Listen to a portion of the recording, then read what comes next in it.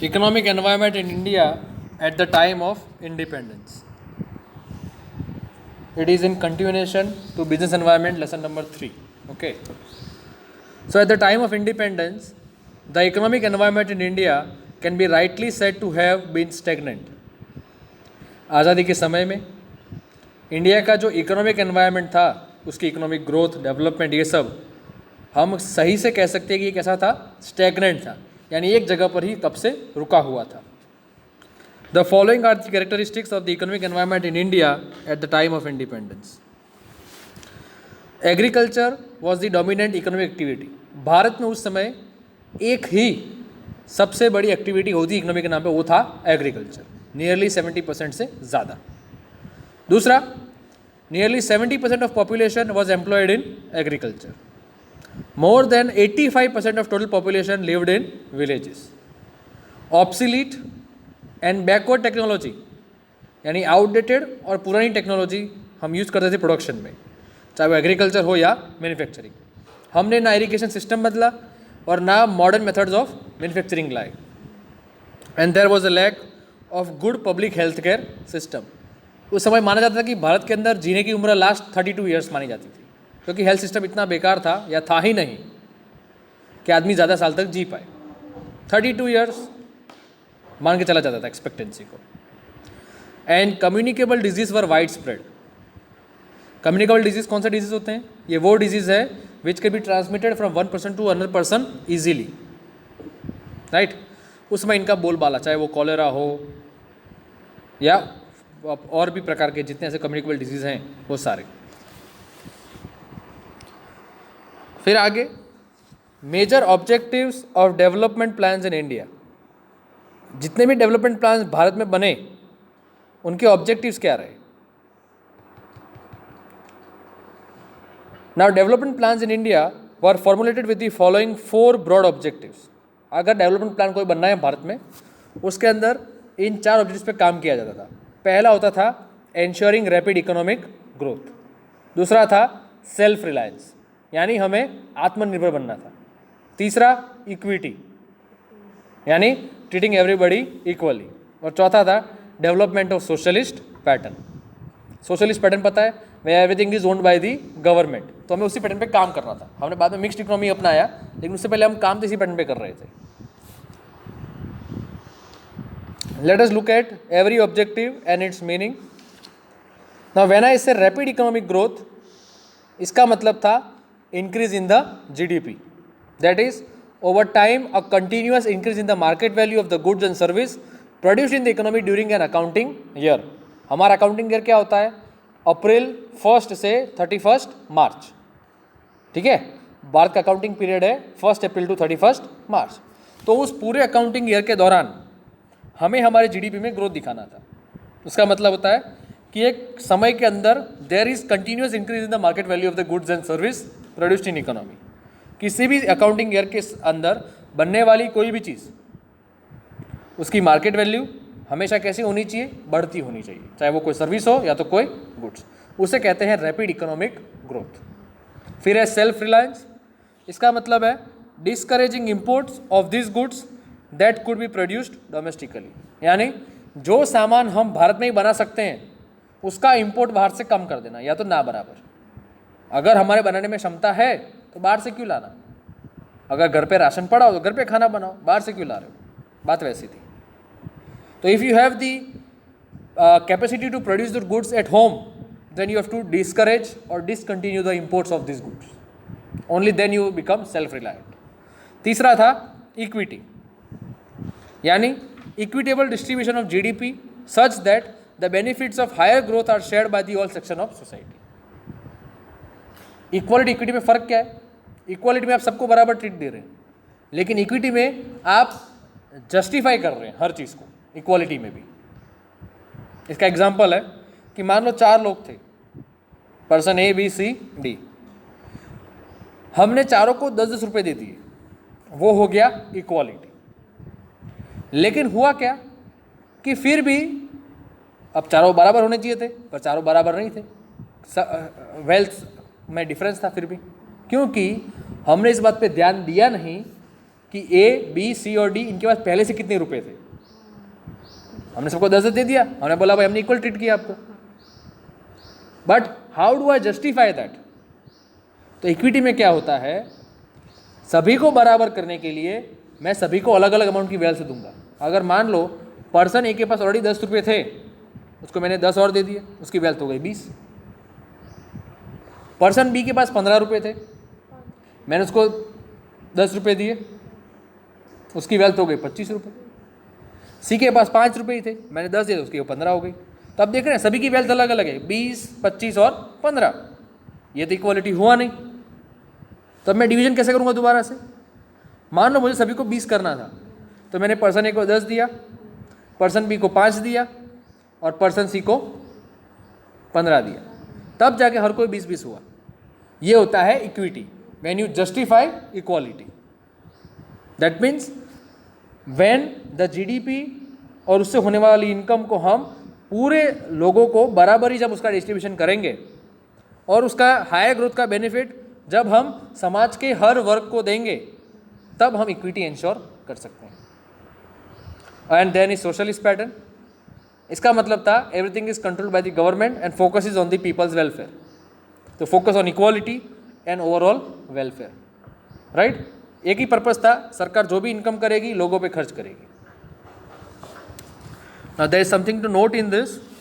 In accordance with these objectives, a major step taken by the government was to increase the role of public sector while restricting private sector. 1991 से पहले यही परिस्थिति थी भारत में कि everything was controlled by government, private sector का role बहुत कम था। वो तो जब एलपीजी पॉलिसी आया, कौन सा लिबरलाइजेशन, प्राइवेटाइजेशन, ग्लोबलाइजेशन पॉलिसी जब आया 1992 में, तब जाके सब कुछ खुला। तो are large number of industries were reserved for the public sector.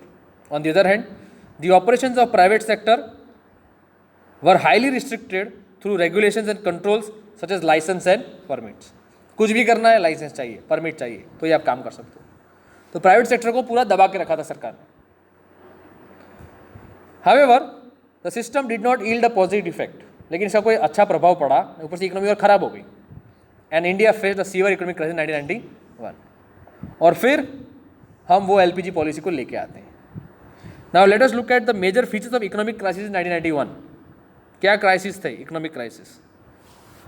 तो there was a high fiscal deficit amounting to 7% of the GDP. कितने का डेफिशिएंसी देखा गया? 7% का डेफिशिएंसी देखा गया जीडीपी के हिसाब से। 100% जीडीपी है, उसका 7% तो डेफिशिएंसी है। दूसरा, इंक्रीजिंग इंटरनल डेट। हमारा जो देश के अंदर का जो उधार था, डेट था, वो अप्रोक्सीमेटली हमारा जीडीपी का 50% था, कि 50% तो उधार ही है। In addition, the interest payments accounted for more than 30% of total revenue collection of central government. सरकार साल भर में जो भी टैक्स इकट्ठा करती, रेवेन्यू इकट्ठा करती, उसका 30% तो सिर्फ इंटरेस्ट भरने में चला जाता था। आपने और देशों से लोन ले रखा था, बैंक से लोन ले रखा था सरकारों ने, तो आपने अगर 100 रुपये टैक्स के रूप में कलेक्ट किए हैं, उसमें से 30 रुपये तो आप सिर्फ इंटरेस्ट भरने में चुका रहे हो। 30 रुपये ऐसे ही गए आपके। तो सोचो, पूरे टैक्स का 30% आप सिर्फ इंटरेस्ट पेमेंट पर ही यूज़ करते थे, और 70% को अलग अलग लोगों के काम में लगा देते। कितना बड़ा नुकसान था वो। Then there was low production in the agriculture and industrial sectors. Agriculture हो या इंडस्ट्रियल सेक्टर, उनका प्रोडक्शन काफ़ी कम था, क्योंकि हमने आगे देखा इट वॉज ऑल स्टैग्नेंट, कोई इंप्रूवमेंट उसमें लाया गया नहीं था। Then high inflation rates around 13 to 40%। महंगाई कितनी थी उस समय? 13 से 14%। करेंसी की वैल्यू बहुत डाउन थी अपनी। अगला पॉइंट वही है कि depreciation in the value of rupee against US dollar. US dollar के मुकाबले में रुपी की वैल्यू काफ़ी कम थी। आज जैसे 73-74 रुपीज़ है डॉलर के सामने, उस समय बहुत ज़्यादा था। And then fall in the foreign exchange reserves to an extremely low level. देखिए, फॉरेन एक्सचेंज रिजर्व बढ़ता कब है? When you export more, when you deal more, तब आपके पास फॉरेन करेंसी आएगी। इंडिया के पास फिलहाल 549 या 46 बिलियन डॉलर रिजर्व पड़ा है। ये अब तक का ऑल टाइम हाईएस्ट रिजर्व है। यानी इंडिया ने लगातार एक्सपोर्ट्स में बढ़ोतरी की, इसी कारण रिजर्व आया। लेकिन उस समय परिस्थिति क्या थी 1991 से पहले, कि इंडिया का फॉरेन एक्सचेंज रिजर्व काफ़ी नीचे था। हमारे पास रिजर्व के नाम पे कुछ था नहीं। सातवां था failure to meet international financial obligations. अब आपने IMF से लोन ले रखा है, वर्ल्ड बैंक से लोन रखा है, उनकी कुछ कंडीशंस होती है, हम उसको पूरा कर पाए नहीं, thereby forcing the Reserve Bank of India and the State Bank of India to place nearly 47 tons of gold in the international market। हमें अपना 47 tons of gold international market में दे देना पड़ा या उसको गारंटी के तौर पर रखना पड़ा, क्योंकि हम फाइनेंशियल कंडीशंस को पूरा नहीं कर पाए। अगला, considerable fall in the country's creditworthiness rating. हमें कोई लोन दे, हमारी उतनी रेपुटेशन बची नहीं, क्योंकि हम आगे कंडीशन भर ही नहीं पाए थे पूरी, तो हमारी रेपुटेशन जो थी, क्रेडिट वर्थिनेस की जो हमारी रेटिंग थी, वो लगातार गिर रही थी। इसकी वजह से भारत के लिए फ्रेश लोन्स लेना मुश्किल था, क्योंकि हमने पहले की वाली चुकाई ही नहीं थी, और नई लोन हमको कोई देने वाला नहीं था, हम डिफॉल्टर होते होते रह गए थे उस समय। And finally, low gross national product और GNP, it was around only 1.4%। And to overcome this crisis, crisis का माहौल था, तो क्या करना चाहिए? द यूनियन गवर्नमेंट और central government introduced a host of reform measures. The most important was the introduction of the new economic policy of 1991। Let us look at the new economic policy 1991। As part of the reforms, the government introduced the new economic policy in July 1991, and following are the features or broad features of the policy। Main बातें बताई गई इसमें। पहला था D licensing. आपको मैंने आगे बताया कि हर चीज़ के लिए प्राइवेट वालों को लाइसेंस या परमिट लेना पड़ता था। अब सरकार ने क्या किया, लाइसेंसिंग सिस्टम को धीरे धीरे कम करना कर दिया। तो number of industries under compulsory licensing was reduce to only 6। सिर्फ ऐसे 6 सेक्टर थे या 6 इंडस्ट्री थी जिसमें आपको लाइसेंस ज़रूरी होता है, उसके अलावा किसी में लाइसेंस आपको चाहिए नहीं।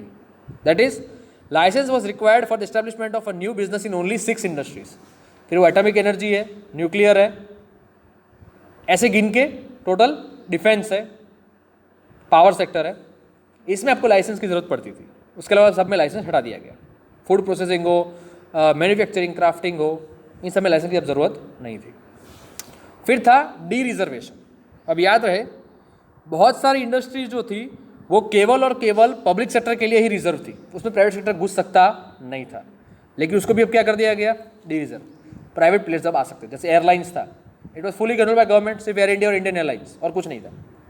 उसको क्या कर दिया गया, डी रिजर्व कर, अब प्राइवेट प्लेयर्स में आ सकते थे।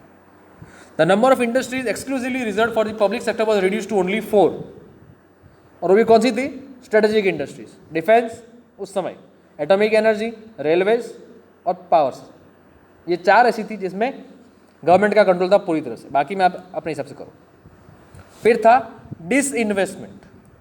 अब डिसइन्वेस्टमेंट शब्द का मतलब क्या है कि जहाँ पे किसी भी कंपनी के अंदर सरकार अपना शेयर ले लेती है और प्राइवेट का शेयर उसमें आ जाता है। जब सरकार अपना इन्वेस्टमेंट वापस खींच ले उस कंपनी में से और उस कंपनी को बेच दे, उसे कहते हैं de investment. To further minimise the role of public sector, disinvestment was taken up in many public sector units. बहुत सारे प्लांट्स को ऐसे ही सरकार ने बेचा, वो अपना शेयर निकाल के। फिर है increase in foreign equity participation. अब सरकार ने क्या किया, फॉरेन प्लेयर्स को भी भारत में अलाउ किया, आप आइए, बिजनेस करिए, पैसा इन्वेस्ट करिए और कमाइए। उससे पहले अलाउ नहीं था ये। तो foreign equity participation was increased and 100% FDI was allowed, यानी फॉरेन डायरेक्ट इन्वेस्टमेंट, FDI का मतलब अब वो 100% आ सकता था। पहले रिजर्वेशन था, ओनली 10%, 20% ही आप बाहर से पैसा ला सकते थे। अब आप 100% पैसा ला सकते हो बाहर से, यानी कोई बाहर की कंपनी भारत में आके एस्टेब्लिश हो सकती थी। Then liberalisation of the import of technology. Technology पहले इंपोर्ट करना बहुत मुश्किल था, खास करके व्हीकल्स मैन्युफैक्चरिंग में, इन सब में टेक्नोलॉजी चाहिए, बाहर से लाए कैसे, तो सरकार ने उसको लिबरलाइज कर दिया। Automatic permission was granted to import foreign technology as well as to enter into technical collaboration with foreign companies. अब आप टेक्नोलॉजी ला भी सकते थे, फॉरेन कंपनी के साथ आप जुड़ भी सकते थे, ऑटोमेटिक परमिशन की आपको मिल जाती थी। Then promotion of small scale industries. Various efforts were made to increase the importance of small scale industries, ताकि याद रहे भारत के अंदर most of the people are employed in small scale industries. ठीक है। Then establishment of certain boards, जिसमें पहला था FIPB, establishment of the foreign investment promotion board. इस बोर्ड का एक ही काम था कि to promote the FDI in India, कि भारत में आइए इन्वेस्ट करिए। इनका यही काम था कि कंपनीज को अट्रैक्ट करना भारत के अंदर, और FIPB को सेटअप किया गया था इसके लिए। Then abolition of MRTP act, abolition of the monopolies and restrictive trade practice act, यानी मोनोपोली किसी को करने मिलती नहीं थी। मोनोपोली होता क्या है कि जहाँ पर एक ही सेलर हो और मैक्सिमम बायर्स हो, वो बोलेगा वही प्राइस, वो बोलेगा वही दाम, उससे कहते हैं एक व्यक्ति का राज चलता है। सरकार ने उसको कानून बना दिया और उसको अबॉलिश कर दिया। मोनोपोली अब कर सकते नहीं है। MRTP act was abolished and companies were able to freely expand their area of operation और establish new units without licence. आपको किसी की परमिशन अब चाहिए नहीं। Let us look at the impact of NEP or essence or importance of NEP.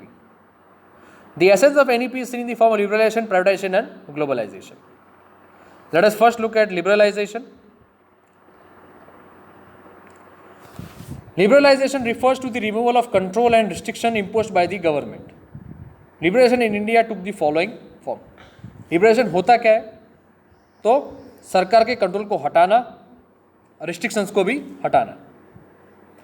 पहला था abolition of licence, अब आपको लाइसेंस की जरूरत नहीं थी। On the whole the system of about obtaining a licence for the establishment of a new unit was abolished. However system was retained in 6 industry, में आपको 6 इंडस्ट्री गिनवाई थी। तो liquor, cigarette, defence equipment, dangerous chemicals, industrial explosive and drugs and pharmaceuticals. अगर इनमें से 6 में से आपको कोई एस्टैब्लिश करना है इंडस्ट्री, आपको लाइसेंस चाहिए। दारू की फैक्ट्री लगानी है, सिगरेट की फैक्ट्री लगानी है, डिफेंस का हथियार बनाने हैं, केमिकल्स बनाने हैं, एक्सप्लोजिव्स बनाने हैं, या फिर ड्रग्स या फार्मास्यूटिकल्स दवाइयाँ बनानी है, आपको गवर्नमेंट की परमिशन इसमें चाहिए, इसमें लाइसेंस आपको चाहिए। फिर है ऑगमेंटेशन ऑफ प्रोडक्शन। इसका मतलब होता है freedom to decide the scale and size of production as well as the price of product. आपको अपना यूनिट कैसा रखना है, छोटा रखना है, प्रोडक्शन कैसा रखना है, बड़ा ज़्यादा रखना है, आपकी प्रोडक्ट की प्राइस क्या रखनी है वो भी आप तय करिए। Size, scale and price, freedom to decide all this 3 things. और इसमें हेल्प करता था आपको MRTP। The MRTP companies became free to expand the scale of their business according to the market condition. अब MRTP कंपनीज कौन सी companies है? ये वो कंपनीज है जिनकी असेट्स जो है, जिसकी वैल्यू 100 करोड़ से ज़्यादा होनी चाहिए। अगर आपके टोटल असेट्स की वैल्यू 100 करोड़ से ज़्यादा है तब MRTP कंपनी में आते हैं। ठीक है, आप अपने बिजनेस को फ्रीली एक्सपांड कर सकते हैं, उसका स्केल बढ़ा सकते हैं अकॉर्डिंग टू मार्केट कंडीशंस। फिर है removal of trade restrictions. Restrictions of trade regarding such as customs, duties and tariff were removed. अलग अलग जगह पे अलग अलग टैक्स लगते थे, बहुत सारे टैक्सों को हटा दिया गया। Then encouragement to foreign direct investment. Focus और emphasis was laid on increasing the competition in the domestic market and attracting the FDI in India. Bharat के अंदर FDI को बढ़ावा मिला, कंपटीशन बढ़ा, डोमेस्टिक मार्केट हमारा सुधरा। उसी तर्ज पे देखते हैं प्राइवेटाइजेशन। प्राइवेटाइजेशन क्या होता है? तो refers to assigning a greater role to the private sector and a gradual transfer of ownership और management of state owned enterprise to private sector enterprise. Privatisation क्या होता है कि जहाँ पे सरकार प्राइवेट सेक्टर या प्राइवेट प्लेयर्स को बड़ा रोल देती है प्ले करने को, और धीरे धीरे ओनरशिप या मैनेजमेंट गवर्नमेंट कंपनीज की प्राइवेट सेक्टर के हाथ में देती है। या तो दोनों दे देगी, या तो सिर्फ ओनरशिप देगी, या तो मैनेजमेंट दे देगी। अब इंडिया प्राइवेटाइजेशन कैसे हुआ? तो पहला है डिसइन्वेस्टमेंट। सरकार ने पहली चीज़ क्या की? डिसइन्वेस्टमेंट, यानी सरकार ने अपना शेयर कंपनीज में से निकालना शुरू कर दिया। Disinvestment implies sale of equity and strategic sale of public sector units to the private sector. Important public sector plants थे, कंपनीज थी, सरकार ने उसको प्राइवेट के हाथ में देना शुरू कर दिया। Then establishment of BIFR, board of industrial and financial reconstruction. इस बोर्ड का एम क्या था? The BIFR was established for the revival of the sick and loss making public sector enterprise। अब बहुत सारी गवर्नमेंट कंपनी ऐसी थी जो सिक यूनिट्स थे, उसमें प्रोडक्शन होता नहीं था, लोग हैं काम करने के लिए पर कुछ काम होता नहीं है। दूसरा लॉस मेकिंग, उसमें कितना भी पैसा डालो वो कंपनी लॉस में ही चलती थी। तो BAFR का काम ये था ऐसी कंपनीज को आइडेंटिफाई करना और उनको रिवाइव करने में हेल्प करना, फिक्स से एक्टिव करना, लॉस मेकिंग से प्रॉफिट मेकिंग में ले जाना। तीसरा था reduction in the role of public sector. The number of industry exclusively reserve for public sector was reduced to 8 and then further to 3। Public sector industries को काफ़ी कम कर दिया गया। सरकार ने अपना कंट्रोल सिर्फ पहले 8 पे रखा, फिर 3 पे कर दिया। और वो 3 कौन सी है? Railway, atomic mineral and atomic energy. ये 3 पे कंट्रोल आज भी सरकार का है, ठीक है। फिर है Navratna policy. Under the Navratna policy 9 high performing PSUs were awarded the status of Navratna, यानी 9 रत्न। ये वो 9 इंडस्ट्री या कंपनी होती थी, सरकार की कंपनियां जो अच्छी चलती थी, प्रॉफिट मेकिंग में थी। This recognition encourage this PSUs to improve their efficiency and performance. When you recognise somebody, when you praise somebody, he works better. ऐसी कंपनीज सरकार क्या करती है हर बार नवरत्न पॉलिसी के अंडर में? ऐसी 9 कंपनीज को आइडेंटिफाई करती, उन्हें नवरत्न का स्टेटस देती और उनको एनकरेज करती और प्रोडक्शन एफिशिएंसी बढ़ाने, मतलब उसको और पैसा दिया जाता था। उसी की तर्ज पे globalisation. Globalisation refers to opening up and integrating the economy with the world economy. Globalisation क्या होता है कि जहां पे आप आपके देश की इकोनॉमी को खोलते हैं और दुनिया की इकोनॉमी के साथ उसको मर्ज करने की कोशिश करते हैं। When you try to bring all the economies together, when you open your door. Globalization India took the following form. कैसे हुआ? तो पहला था removal of trade restrictions. Various trade restrictions such as tariffs, custom duties and quota were reduced considerably. Quota यानी share, government का share कितना होता है, इस कंपनी का शेयर कितना होगा, उसको कम कर दिया गया। दूसरा, reduction in export duty and import duty. Export duty and import duty were reduced to promote free trade. आराम से माल ले जाइए, आराम से माल लाइए, बहुत कम टैक्स पे। तीसरा, encouragement to foreign capital investment, यानी बाहर से इन्वेस्टमेंट जो आ रहा है उसको आप उकसाइए, आइए यहाँ इन्वेस्ट करिए, यहाँ पैसा कम डालिए, कंपनी यहाँ लगाइए। In accordance with the objective of encouraging foreign capital investment, various steps such as increasing the equity limit of foreign capital, setting up of social economic zones, special economic zones and reducing the foreign exchange management act. इसकी मदद से आप क्या करते हैं कि बाहर से आने वाले कैपिटल को आप बढ़ावा देते हैं भारत के अंदर, यानी you try to become business friendly, ताकि बाहर से अगर कोई आता है उसको कंफर्टेबल फील हो, उसको तकलीफ होनी नहीं चाहिए परमिशन लेने से प्लांट शुरू करने तक।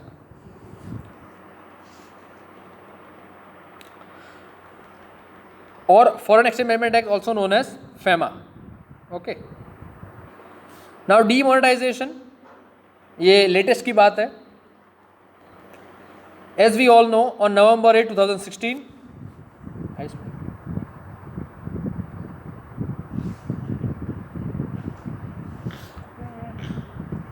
on November 8, 2016, notes of rupees 500 and 1000 were demonetized, ceasing to be legal tender। याद होगा रात को 8 बजे प्राइम मिनिस्टर साहब आए थे, उन्होंने कहा था कि अब से 500 और 1000 के नोट लीगल टेंडर नहीं रहेंगे, मतलब वो वैलिड करेंसी नहीं रहेगी।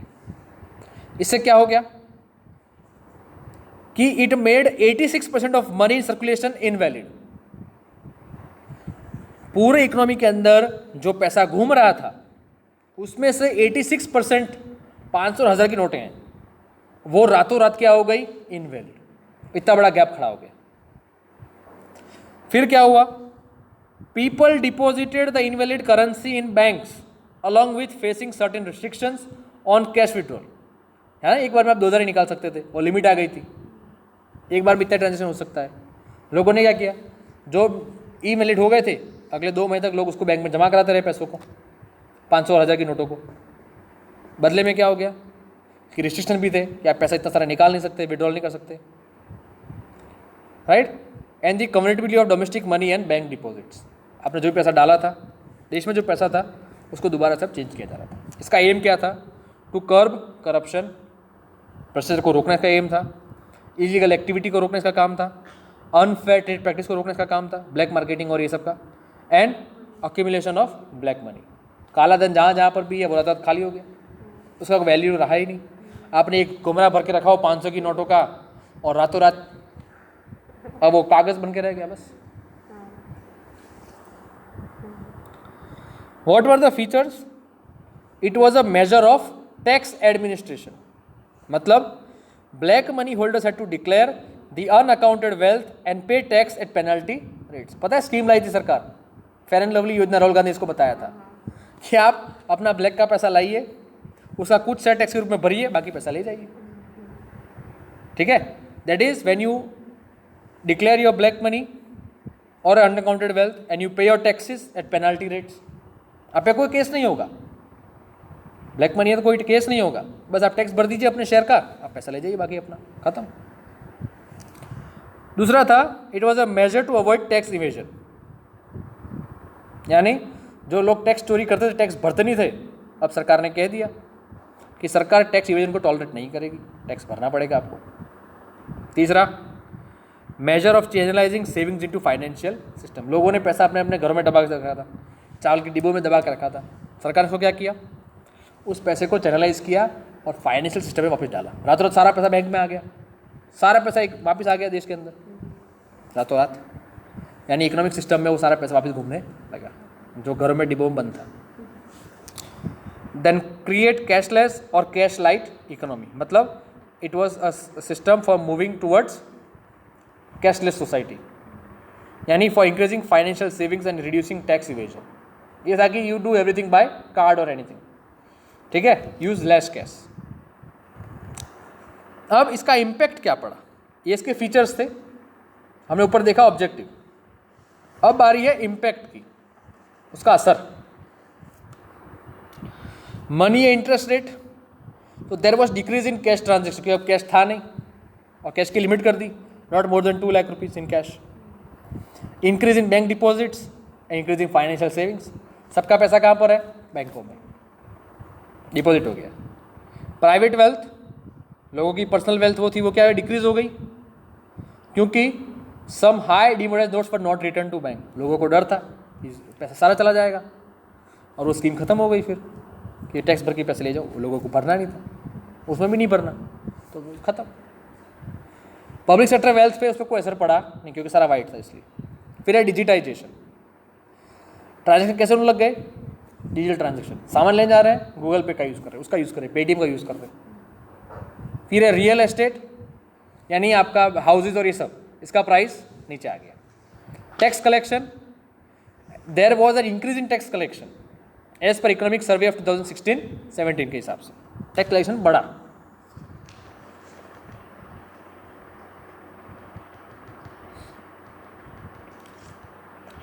Now impact of NEP, LPG and government policy changes. This is our last part.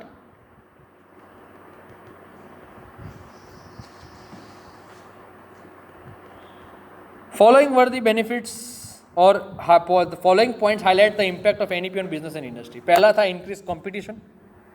Policies such as abolition of licensing policy and these revision increase the competition faced by domestic companies. जो भारत की companies को competition आ गया, क्योंकि बाहर से companies आई, इससे फ़ायदा क्या हुआ आगे, it was beneficial for customers, तो benefit to customers. To survive in the environment of increase competition, producers increasingly focused on improving the quality of their products and this benefited the consumer in terms of price, in terms of quality. Market में टिकना है, quality सामान देना है, क्योंकि और भी वही लोग और भी वही सामान बेच रहे हैं, इसीलिए। तीसरा, change in business policies. Business organizations altered or changed their policy and operations as per the new industrial policy. Dynamic in nature, आपको अडॉप्ट करने का तैयारी रखनी पड़े, तो हर बिजनेस यूनिट ने अपने अपने हिसाब से अपनी पॉलिसी को बदल दिया। फिर है technological changes. To increase in competition made firms increasingly adopt new technology to survive in the market. The need for trained personnel, अब आपको लोग कैसे चाहिए थे, ट्रेंड। अडॉप्शन ऑफ न्यू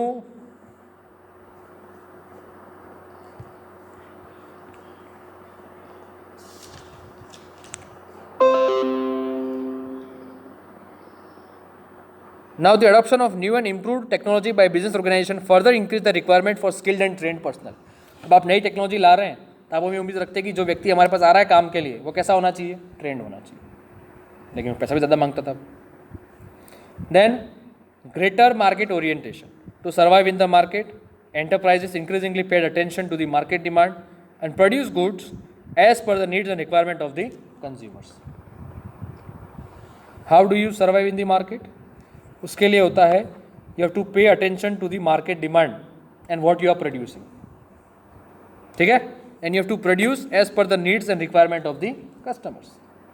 जाहिर सी बात है, उनके हिसाब से बनाओगे नहीं तो वो बिकेगा ही नहीं. Then less reliance on budgetary support among public sector enterprise. In order to improve efficiency and productivity, public sector enterprise realize the need to reduce the reliance on budgetary support. यानी अब उनको अपना रेवेन्यू खुद generate करना था. अगर आप सिर्फ गवर्नमेंट हेल्प पे निर्भर करोगे, सरकार जो बजट में देगी उससे चलाएंगे, वो चल सकता नहीं था. आपको उस पर अपना जो रिलायंस था वो कम करना था और खुद रेवेन्यू जनरेट करना था. Try to become a profit making enterprise. आपके पैसा ही पैसा होगा, आपको बजट का राह नहीं देखना पड़ेगा या कुछ काटना नहीं पड़ेगा. तो this were certain you could say the impact of NEP or LPG or the new policy of 1991 on the entire business environment. And with this, the lesson is over.